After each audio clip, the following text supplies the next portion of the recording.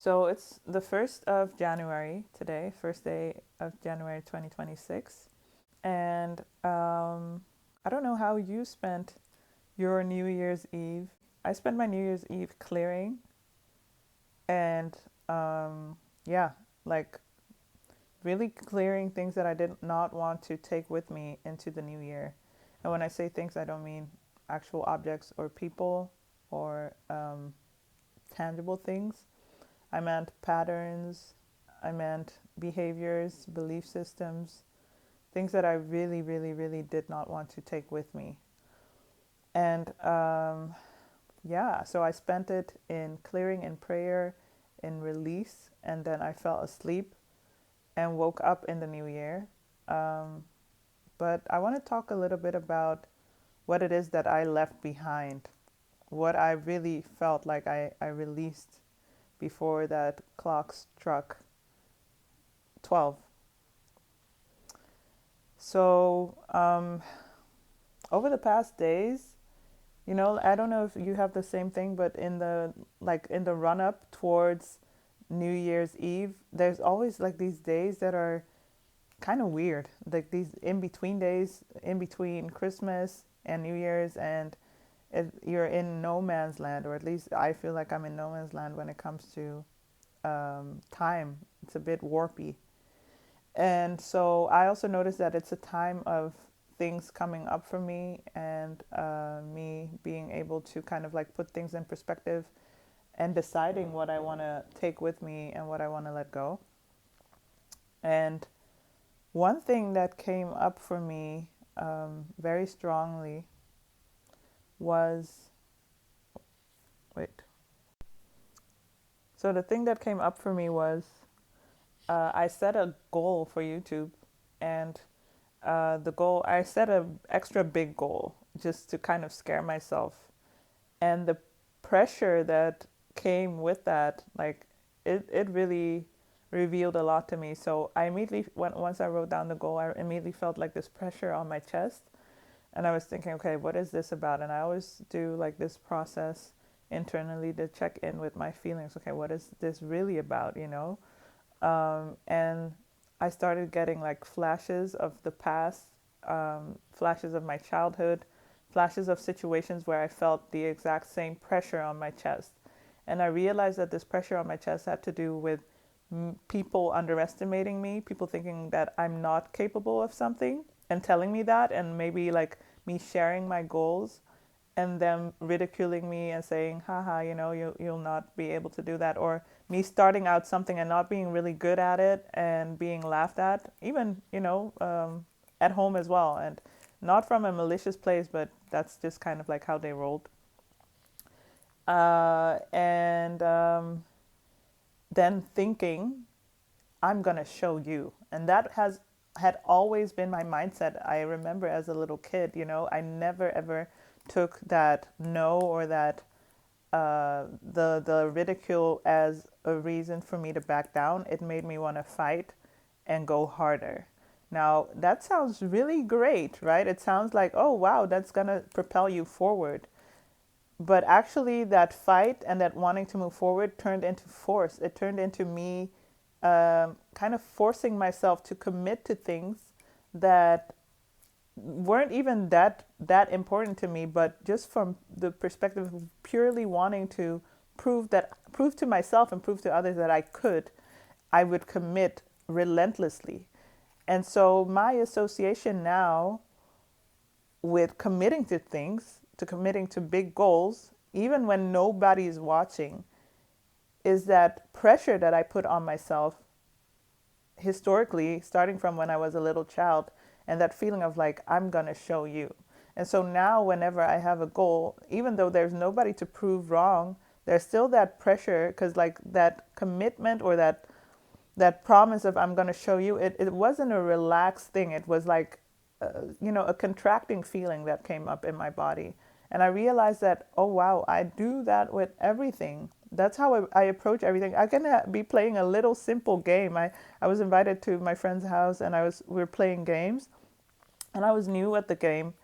Uh, and I sucked a little at first. And I was so committed to not sucking. And that day, like that needed to stop right then and there. And it wasn't I'm going to beat myself up until I don't suck anymore, but I'm just going to figure out all the ways it takes to win. And eventually I did win.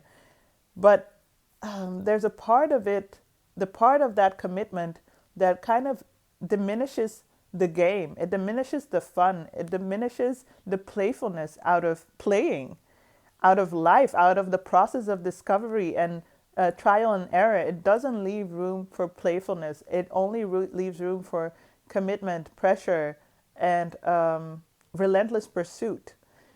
And if you can imagine, like as a child, if that's how you approach life, if that's how you approach things, even things that are supposed to be fun, like dancing and singing, then a lot becomes pressured. A lot of what you do becomes not fun. A lot of what you do and commitment becomes associated with so much pressure that now, if I put myself in a position where I want to achieve a big goal, I noticed that the last year in particular, so the year that we just left behind, the pressure had turned into avoidance. The pressure had turned into burnout. The pressure of needing to succeed and needing to perform at such a high level had turned into, okay, then I'd rather just not do it if I'm going to put that much pressure on myself. So yeah, the joy had been completely taken out. And so yesterday, uh, before 12, I was really, really clearing that energy out of my system. I was really, really letting go of that energy of force, that energy of um, having to, that energy of pressure, because there's a difference between commitment and determination and pressure. And sometimes they can feel like the same thing, but they are not. Commitment comes from a place of wanting to show up for something and having a certain level of discipline, knowing that, hey, if I stick to this, I will eventually really see the benefits of this. And it comes from a gentle place. It comes from showing up, not perfectly, not with the need or pressure to win and to do great things. It just comes from showing up no matter what, as you are. And so that's what I'm moving into right now, just commitment and determination to show up, as in it's okay no matter how I show up. Even with YouTube right now, I committed myself to doing 30 days of YouTube, and there's no pressure. There's no, you have to do this great. You have to make a certain, type of video. It's just you show up and you record something. Please enjoy it, and then you go about your day. And so that is the life that I want to live. That's how I want to approach everything right now. And that feeling of pressure, and and you have to achieve.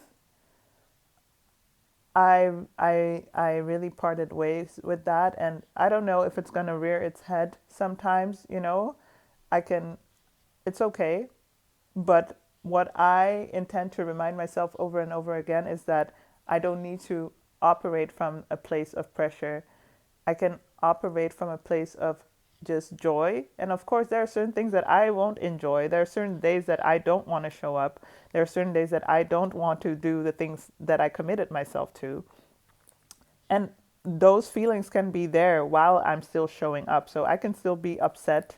I can still be annoyed. I can still feel like, I don't want to, and still show up, but not with this pressure of, if you don't, then there are like severe consequences, or this feeling of, I have to show up a certain way. So that is my intention, or it's not even an intention, because like I said, I really took the time to clear that energy out of my system yesterday. And obviously, I don't know if I got all of it, but I did feel like a big shift in myself. And I even felt the shift when I woke up today.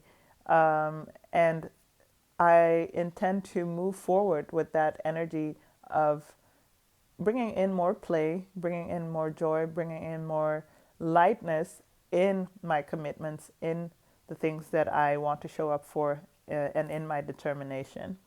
So I just wanted to share that with you today.